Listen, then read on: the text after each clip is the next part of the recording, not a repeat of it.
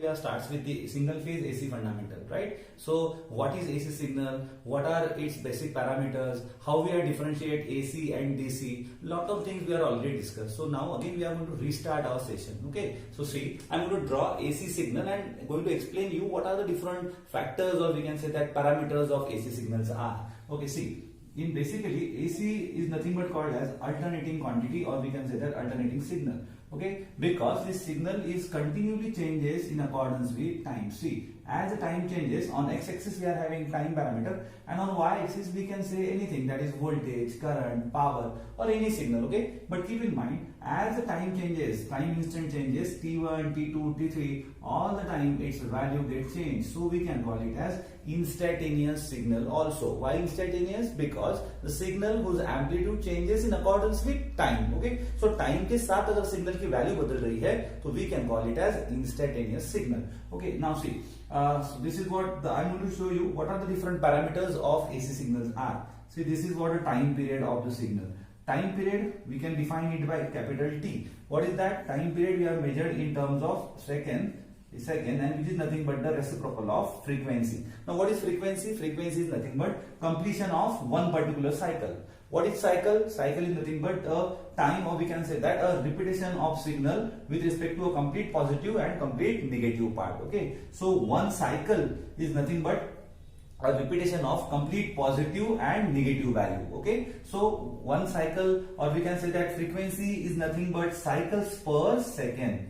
Okay, how many cycles that particular signal covers in 1 second is nothing but called it as frequency, and we have measured frequency in terms of hertz. Okay, after that, see, time period we have measured in terms of second. See, this is the capital T, and we are talking about, this is nothing but the time instant. Time instants. Instant means a particular time instant where we need to calculate a particular value. Okay, देखिए, अगर मैं voltage की बात कर रहा हूँ, तो we can call it as VT1, we can call it as VT2, we can call it as VT3. Okay, likewise, तो वैसे ही नीचे भी हो सकते हैं. ठीक है, so this is nothing but the instantaneous value of voltages. Okay, अब एक बात बताओ, कोई अगर आपको पूछे कि what is the value of signal of that particular AC voltage, अपने घर पे जो AC voltage आता है वो 230 वोल्ट है. फिर अभी 2 मिनट के लिए सोच के देखिए आप कि जैसे मैंने कहा कि AC signal is an instantaneous signal, but how do I going to tell you that the AC voltage is having a 220 volt? Because 220 volt की अगर सिंगल फेज AC की हम लोग अगर बात करते हैं, तो 220 volt to 230 whatever we can say, within this range our output get changed, right? So एक बात बताओ, ये तो वैल्यू मुझे कांस्टेंट लग रही है, और आप बोल रहे हो कि अभी मैंने बताया आपको कि ये सिग्नल इंस्टेंटेनियस सिग्नल होता है, तो क्या कॉन्सेप्ट है, क्या लॉजिक है? Try to understand. देखिए बेटा, लॉजिक ये है कि हमारा जो एसी सिग्नल है वो इंस्टेंटेनियस है, and therefore we are going to convert that value. क्योंकि अगर कंटिन्यूली अगर वैल्यू बदलती रही टाइम के साथ में, तो अगर कोई पूछता है कि एसी वोल्टेज कितना आ रहा है, तो आप पूछेंगे कौन से टाइम पे पूछिए, राइट? क्योंकि the signal whose amplitude is continually changes in accordance with time. So first of all, we need to calculate, or we need to ask that particular person on what time you are going to you require the value of that particular voltage or current, whatever. Okay, तो जो AC quantity की value आपको चाहिए, तो अगर कोई आपको AC quantity की वैल्यू पूछ रहा है, तो आपने पूछना चाहिए दूसरा क्वेश्चन इमीडिएटली, कौन से टाइम पर. क्यों? क्योंकि AC सिग्नल कंटिन्यूली चेंज होता है. फिर आप बोलेंगे सर ये 220 वोल्ट और 230 वोल्ट, ये जो भी अपनी स्टैंडर्ड वैल्यू होती है वो क्या होती है? I'm going to tell you what is that. That value is nothing but called as RMS value. Now what is that RMS, and why we are converting our instantaneous value into RMS value? Now see, RMS full form is root mean square, and in mathematics, or we can say that, see, AC signal is having two amplitude. I'm going to tell you a detailed story behind it. Now try to focus on board. Okay, see, this is nothing but we can call it as positive amplitude. This is called as positive amplitude. Okay, and this is, we can call it as negative amplitude. Over here we can call it as negative amplitude. So how many amplitude AC signal have? How many amplitude AC signal have? 2 amplitude. Okay, 2 amplitude. कौन सी होती है बेटा? Plus and minus. Okay, so 2 amplitude होती है ना. The first thing is amplitude means what? Amplitude का मतलब क्या है? Amplitude means maximum value of signal. अगर ये वोल्टेज है तो मैक्सिमम वैल्यू ऑफ वोल्टेज, अगर करंट है तो मैक्सिमम वैल्यू ऑफ करंट, अगर पावर है तो maximum value of power. So amplitude का एक सिंपल मीनिंग है कि the maximum value of quantity to be arrived. Okay, so that is nothing but the amplitude, we can say that maximum value. In technical we can, in English, in general language we can call it as maximum value, but in electrical we can call it as amplitude. Okay, अब देखिए अगर कोई आपको पूछे कि what is this, see, peak to peak, the potential difference between plus Vm and minus Vm, तो we can call it as peak to peak quantity. क्या बोलते हैं बेटा अपन इसको? Peak to peak. It is nothing but the peak to peak voltage or peak to peak quantity. Okay, so what is that? Peak to peak is nothing but plus Vm. अगर यहाँ पे voltage की बात करेंगे, plus Vm potential difference minus of minus Vm. तो देखिए potential में से डिफरेंस रहेगा, तो ये कितना है टोटल, तो वो अगर कोई आपको पूछ रहा है, तो peak to peak voltage is nothing but C minus minus become plus, so what is this? Twice Vm. सो V peak to peak potential, we can say that potential difference between peak to peak quantity, and therefore we can call it as peak to peak voltage. And what is that? Twice of Vm. जो Vm होता है उसका दुगना जो भी होगा, that is nothing but the peak to peak voltage. Okay, तो एक साइकिल आप समझ गए, एक साइकिल यानी repetition of all positive and negative value. Number of cycles per second is nothing but called it as frequency, which is measured in hertz. Time period, we can say that time required to complete one cycle is nothing but called as time period. Amplitude, the maximum value of signal. Okay, one more important term that AC signal has, what is that? Omega. We can call it as angular frequency. क्या बोलते हैं हम लोग उसको? Angular frequency. And what is the value of that? 2 pi f in radian, or we can say that particular value 2 pi f defines the total, we can say that rotation of that particular signal. Now if we are going back, and when I'm going to explain you how that particular signal, alternating signal is obtained by electromagnetic induction process. What is that? Faraday's law. क्या था वो? कि whenever flux cuts, see, whenever a magnetic flux cuts, whenever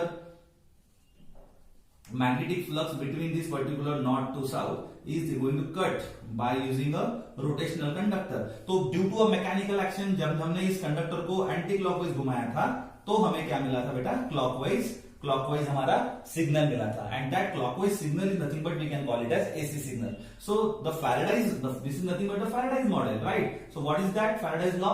क्या था वो? Whenever flux linking with the conductor changes, EMF is induced. तो ये जो कंडक्टर था, ये कंडक्टर जब हमने क्या किया, मैकेनिकल प्रेशर से जब इस कंडक्टर को घुमाया, तब जाके हमें क्या मिला है कि ये फ्लक्स कट हुआ है, और whenever flux cuts, EMF induced. What is the Faraday's first law?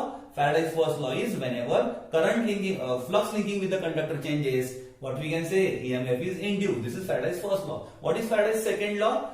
The magnitude of induced EMF, the magnitude nothing but E, magnitude of induced EMF is directly proportional to the rate of change of flux. What is that? d phi by dt is nothing but equals to d phi by dt. तो जो भी flux आप change कर रहे हो by moving that particular conductor due to external mechanical pressure, either by water in hydroelectric, either by steam in thermal power plant, either by wind in the air mills. Okay, so wind mills we can say that. So जो अपना power plant होगा, power plant के mechanism के हिसाब से हमने क्या किया था, इस कंडक्टर को रोटेट किया था. when this particular conductor rotate in complete zero, we can say that, see, अगर ये कंडक्टर यहाँ है बेटा, तो 0 से लेके 90 से लेके 180 to 270 and 270 to 360. So one complete rotation is of what value? 360. So we can say that 2 pi. Clear? Now one more thing. See, the angle between, one more basic concept. What is that? Angle between this particular conductor of rotation and this particular magnetic line of force should be what? Should be basically, we can say that to get a maximum value, we should have this angle is nothing but perpendicular, perfect perpendicular, we can say that 90 degree. But अगर 90 degree नहीं रहा, और अगर 0 से लेके 0 रहा, और 0 पे आपने दिन भर भी अगर कंडक्टर को घुमाया, तो क्या प्रॉब्लम होगा? फ्लक्स कट ही नहीं होगा, और फ्लक्स कट ही नहीं हुआ तो EMF इंड्यूस ही नहीं होगा. अंडरस्टूड? तो क्या बात है, देखिए कि जैसे जैसे हम 0 से आगे बढ़ते जाएंगे, जो भी अपना एक एंगल होगा, उस एंगल के हिसाब से हमारा रोटेशन होगा, राइट? सो एंगल के हिसाब से rotation. Now try to understand the term omega. Angle के हिसाब से रोटेशन हो रहा है, we can call it as angular velocity, the speed of rotation, right? So angular velocity q ये टर्म आई है, तो just try to understand. q की देखो बेटा 2 पाई, यानी एक जो रोटेशन हो रहा है कंप्लीट, जो भी एंगल से हो रहा है, that is nothing but the complete rotation is nothing but 2. Okay, so see, as we just go through all of the parameters, what are the different parameters we are already covered? See, first of all, we covered the amplitude. Second, time period. Third, frequency. Okay, fourth one, time instants. Okay, fifth one, instantaneous values, right? Instantaneous values of voltages and current. Then after we covered one more important parameter, and what is that? That is nothing but the omega. And what we call omega as, omega को क्या बोला हमने? Omega is nothing but called as angular velocity या angular frequency. Okay, what is that? 2 pi f. अभी हम लोग ये देखेंगे कि ये जो एंगुलर फ्रीक्वेंसी टर्म है जो हमने ऑलरेडी देखी है, एक बार थोड़ा रिपीट कर देते हैं अगर किसी को कुछ नहीं समझा होगा तो देखिए एंगुलर फ्रीक्वेंसी ये जो टर्म है ये आई कहां से? एक बात बताओ कि अपने पर्टिकुलर मैग्नेट में जो भी हमें रोटेशन करने के बाद जो हमने जो फ्लक्स कट किया था, देखिए यहाँ पे ये जो कंडक्टर है ये कंडक्टर घूमता है, right? So we can call it as घूम रहा है bar, so we can call it as frequency हो रही है, ठीक है? दूसरी बात, अब देखिए एक बार अगर कंडक्टर घूमता है, फिर से रिपीट कर रहा हूं, एक बार अगर कंडक्टर घूमता है तो टोटल एंगल हो जाएगा 360 डिग्री, और अगर रेडियन में लिखना है तो हो जाएगा 2 पाई। क्लियर? तो देखिए ये कंडक्टर अगर एक रोटेशन कंप्लीट कर रहा है, okay, then what we can call it as 2 pi. Okay, now the thing is, देखो ये जो रोटेशन है ये एंगल वाला रोटेशन है, क्योंकि जब वो रोटेट करेगा 0, 10, 20, 90 और 180, 270, 360, right? All the time it's angle changes. So the first one, angular. Are you clear? The term omega is nothing but called as angular frequency. Angular frequency. क्यों एंगुलर फ्रीक्वेंसी बोला गया उसको? क्योंकि देखिए पहले तो पूरा जब रोटेट होगा तो 0 से 360 डिग्री यानी from pi to pi, right? So total rotation कितने का हो जाएगा? 2 पाई का. ओके, तो देखिए मैं ओमेगा का फॉर्मूला कैसे बना वो आपको बताना चाहता हूं. देखिए सबसे पहले 2 pi is nothing but the total rotation, or we can call it as d theta. So what is d theta? D theta, omega is nothing but d theta by dt. Now what is d theta? D theta is nothing but the total angle of rotation, right? And what is dt? Dt is nothing but the total time required to rotate that particular one complete cycle. So देखिए one complete cycle is nothing but we can say that एक second या complete in 1 second, so we can call it as 1 second. एक complete cycle को अपन बोलते हैं, तो time required to complete one cycle is nothing but the time period. Okay, so यहाँ पे हमने ले लिया कैपिटल टी. अब अगर कैपिटल टी को अगर हम लोग रिप्लेस करते हैं बाय एफ से, फ्रीक्वेंसी से, तो क्या हो जाएगा बेटा? अभी देखा था हमने कि F is equal to 1/t. तो देखिए ये टी को मैं अगर रिप्लेस कर देता हूं एफ के साथ तो क्या हो जाएगा? 1/f. So, or we can say that 1 by t is nothing but we can say that 2 pi into the f. All of you clear? All of you clear? Why that term we can call it as angular frequency?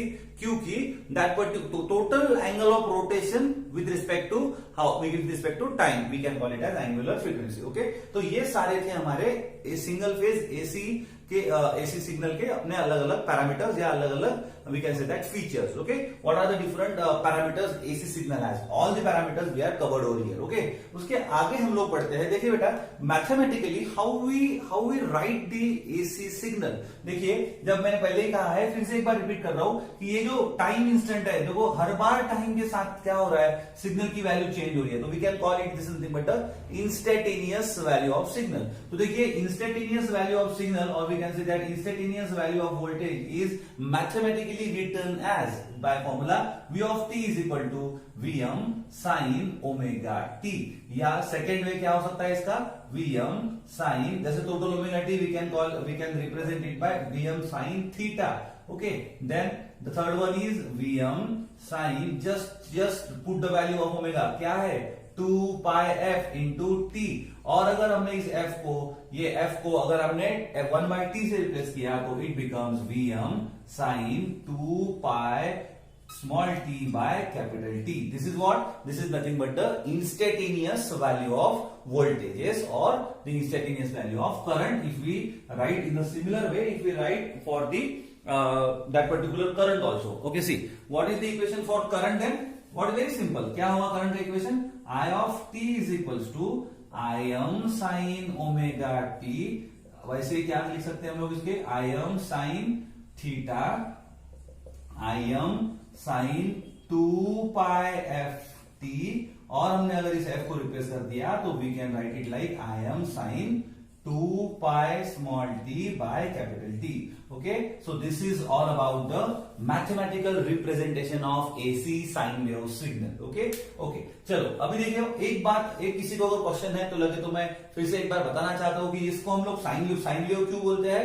देखिए बेटा already कहा है एक बार और फिर से एक बार बता रहा हूं, साइन वेव क्योंकि जब अपना कंडक्टर, देखिए अगर इलेक्ट्रिकली अगर मुझे एसी जनरेटर के बारे में आपको थोड़ा बताना है तो दो ही चीजें है। देखिए एक है जो फिक्स होता है वो है अपना मैग्नेट, राइट, और ये मैग्नेट, एंड एक होता है जो रोटेट होता है। तो we can call this bar is nothing but rotor and the magnet is nothing but stator, और we can that stationary things. Like जो मैग्नेट है वो कांस्टेंट है और ये जो कंडक्टर है वो रोटेशनल एलिमेंट है, तो इसको हम लोग बोलेंगे रोटर, ये हो गया stator. So this is what the just basic fundamental regarding the AC signal generator, और we can say that what are the different components of AC signal AC generator. Okay, so stator rotor भी हम लोग बोल सकते हैं, लेकिन वो generator की भाषा में हुआ, एसी फंडामेंटल में उसकी ऐसे जरूरत नहीं है। ओके, चलते हैं आगे। अब देखिए बेटा मैंने ये जो इक्वेशंस आपको लिख के दिए, ये सारे ये जो instantaneous value of voltage and current की जो इक्वेशन है, एक चीज हमें समझना है कि why we are having the instantaneous values of AC,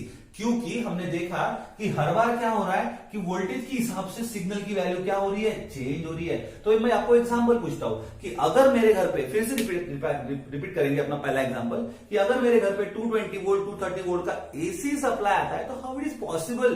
क्योंकि एक बात बताओ, जो सिग्नल कंटिन्यूअली टाइम के हिसाब से चेंज हो रहा है तो आप कैसे प्रेडिक्ट कर सकते हो कि वो एक 220 वोल्ट है कि 230 वोल्ट है। तो हमने क्या पूछना चाहिए, एट व्हाट टाइम। ओके, तो इंस्टेंटेनियस अगर है वो तो एट व्हाट टाइम। फिर आप बोलेंगे सर ये 220 वोल्ट ये जनरलाइज वैल्यू है कि एट पर्टिकुलर टाइम है। तो देखिए बेटा this 220 volt and 230 volt is nothing but called as term as RMS. मैं आपको इस आरएमएस वैल्यू पढ़ाने के पहले मैं आपको एक एग्जांपल पूछना चाहता हूं कि अगर मैंने कहा कि मेरे घर पे 10 वोल्ट का सप्लाई है, तो आप बताओ कि ये 10 वोल्ट का सप्लाई एसी है कि डीसी है, कैसे पहचानना। तो देखिए बेटा सबसे पहले यहां पे सफिक्स में टी दिया है, नहीं, तो अगर टी दिया होता तो, अगर दिया होता तो एसी, नहीं दिया है तो क्या लेंगे अपन, डीसी। अंडरस्टैंड, एक बात ये हो गया एक कॉन्सेप्ट। दूसरा क्या, यहां पे बेटा कोई एम्पलीट्यूड है, is there any amplitude present over there, no. अगर नहीं है तो हम लोग बोलेंगे ये पॉजिटिव है, और अगर पॉजिटिव एम्पलीट्यूड में गिवन है तो we can call it as DC. But अगर एक नहीं दो एम्पलीट्यूड गिवन है plus minus, then we can call it as AC. Are you clear. तो देखिए कि अगर यहां पे सफिक्स टी दिया है तो एसी, सफिक्स टी नहीं दिया है तो DC.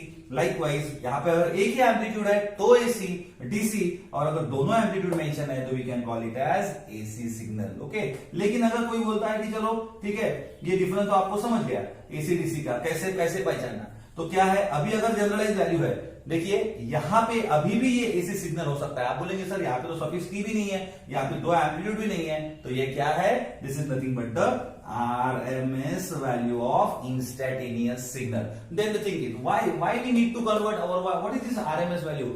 RMS value is also called as effective value. Okay, so effective value means बेटा देखिए मेरे पास 100 रुपए है, बट उन 100 में से 85 काम के हैं, और हम लोग बोल सकते हैं like 50 rupees is only part of that particular 100 rupees which I going to use. Okay, तो अगर मैं वही 50 रुपए यूज करना चाहता हूं तो that is my effective amount, right. Just like that कि एसी सिग्नल में हमारे पास दो यानी पॉजिटिव की सारी वैल्यू और नेगेटिव की सारी वैल्यूज है, लेकिन कोई भी सिग्नल के सामने अगर मैं प्लस माइनस लिख दूं और अगर मैं बोलूं कि मेरे पास दो क्वांटिटीज है, मेरे पास दो सप्लाई है, एक है प्लस माइनस 10 वोल्ट का और दूसरा है प्लस माइनस 20 वोल्ट का, और बताइए उन दोनों का कॉम्बिनेशन क्या आएगा, तो क्या आंसर करोगे, there is no answer. Why there is no answer, because we don't add two inputs like this. Okay, why? Because plus and minus together gives you nothing. क्योंकि एक ही सिग्नल के सामने अगर दो साइन है तो none of the calculator is going to estimate the answer of this. Okay, and therefore we need to convert plus minus amplitude into only plus amplitude. That is, we need to convert AC into its equivalent DC. तो equivalent DC, AC का equivalent DC लाने का जो mathematical वे है, जो दो तरीके हैं, that two times, or we can say that two ways is nothing but, first way is nothing but RMS and second way is nothing but average. So by taking the RMS flow root mean square of the instantaneous quantity, we are going to get the we can say that DC equivalent of AC quantity. That is, we are going to convert plus minus quantity into only plus. Okay, क्यों बेटा, क्यों हम लोग plus को convert कर रहे हैं, फिर से एक बार समझ लो। प्लस माइनस का कन्वर्शन, प्लस करने का जो बेसिक सिंपल इंटेंशन है वो ये है कि हमें एक डायरेक्शन में ही अगर कोई मैथमेटिकल कैलकुलेशन करना है, कोई एनालिसिस करना है, तो we required a one way current, we required a unidirectional current. Okay, so to obtain its steady value, to obtain its constant value, to obtain its DC equivalent value, we can call it as effective value और RMS value. Okay, so AC DC equivalent of AC quantity is nothing but called as RMS. अब देखिए, RMS value and average value, ये दो parameter अगर मेरे पास available है, so which parameter I am going to use. Okay, अगर ये concept हमको समझ गया तो आगे बढ़ते हैं कि देखिए बेटा, हमारे पास अगर आरएमएस और एवरेज, अगर ये दो मैथमेटिकल तरीके हैं प्लस माइनस को प्लस करने के लिए, तो देखिए आरएमएस के लिए जो फॉर्मूला होगा वो इस तरह होगा। देखिए, V R M S is equals to VM by √2। तो 1/√2 अगर हम लोग लिखेंगे तो वो होता है 0.707 of VM. What does it mean? It means that, देखिए, अगर ये वीएम है, ये अगर हमारा टोटल वीएम है, इतनी हमारी अगर एम्पलीट्यूड है, VM means maximum value. Okay, maximum value बोलो तो एम्पलीट्यूड। अगर ये हमारा वीएम है तो देखिए ये जो डॉट, ये जो लाइन हमने ड्रॉ की है, एक बार फिर से मैं ड्रॉ करके आपको बताता हूं। सी this is the VM. Okay, so this is nothing but the VM, and this is, we can say that the 70% of VM. तो ये जो है हमारी, ये है 0.707 of VM. Understand?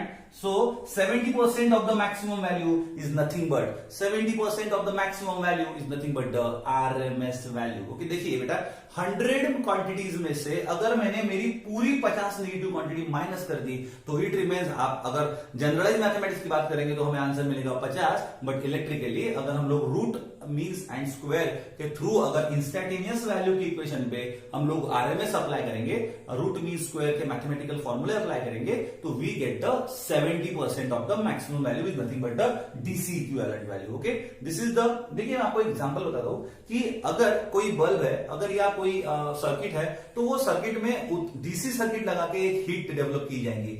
उतनी ही हीट मिलने के लिए, उतनी ही हीट हमें अगर ऑब्टेन करना है, तो how much amount of AC voltage I have to apply. This is the simple mechanism to obtain the equivalent of that particular AC. Okay, so we go further. देखिए बेटा, जैसे VRMS का formula 0.707 of VM है, वैसे IRMS का भी formula Im by √2 है। तो Im by √2 is nothing but 0.707 of I. Okay, so वैसे ही एवरेज के लिए भी there is one more way, I told you कि एक है आरएमएस और एक है एवरेज। तो इन दोनों में से हम लोग किसको प्रीफर करते हैं? ठीक है, तो देखिए why we are prefer RMS, क्योंकि मैं आपको एक आंसर बताने जा रहा हूं। देखिए बेटा, अगर सिग्नल परफेक्ट साइन वेव है, जितनी पॉजिटिव वैल्यू उतनी ही नेगेटिव वैल्यू है, तो इनका एवरेज क्या आएगा? Exact in centre. What does it mean? इसका एवरेज क्या आएगा? 0।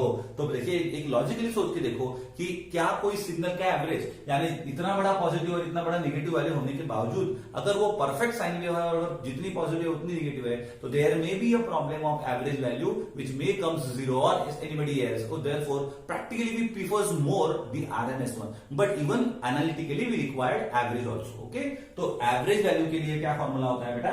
देखिए, V average is equals to what is that? 0.636 of VM and I average is equals to 0.636 of IM. Okay, so average value and RMS value, based on these two values, we are having two more important parameters for AC. What is that? First one is form factor and second one is peak factor or crease factor. तो peak factor का formula यहां हम लोग define करेंगे.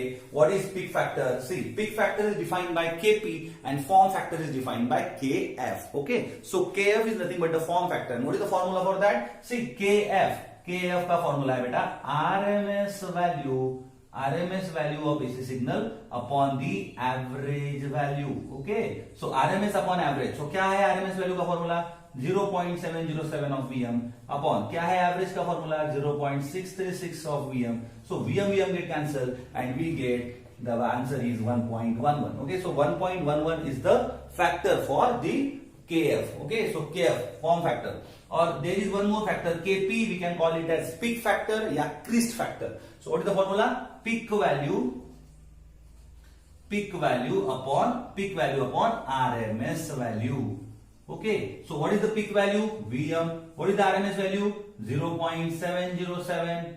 of VM get cancelled. 1/707 it comes to be 1.414. So what is this? This is the peak factor and this is the form factor, okay, which is nothing but the two factors based on RMS values and average value. तो अभी मैं आपको एक summarise करके देता हूं कि अभी तक हमने क्या क्या देखा. देखिए बेटा, कंटेंट्स पढ़ाना बहुत आसान काम है, लेकिन कंटेंट्स को समझाना और कंटेंट्स को समझ लेना, ये चीज करने के लिए हम लोग यहाँ खड़े हैं. और देखिए, एमपीएससी लेवल पे अगर हम लोग बात करते हैं तो always keep in mind we need not required the question answer pattern preparation. We required a fundamental basics level preparation and concept level preparation, so that if any time or if someone is going to ask you question, just flip the question, you can identify its type and you can also identify its we can say that the variety of question they may ask regarding the topic. Okay, so if you have any doubt regarding the we can say the topic covered till time, definitely we are going to look forward in next lecture. Okay, thank you very much.